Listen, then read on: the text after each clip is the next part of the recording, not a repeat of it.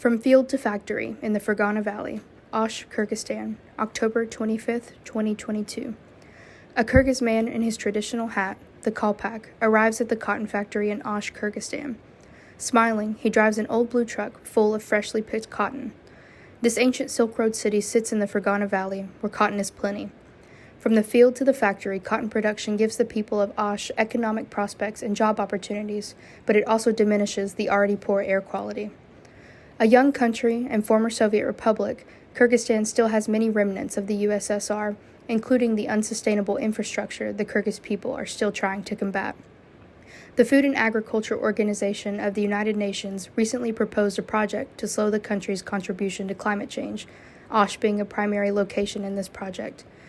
One can hope this project will provide the Kyrgyz people with economic prosperity, more sustainable infrastructure, and a clean environment. For me, I also hope the Kyrgyz man, wearing his kolpak and driving his blue truck, continues to smile.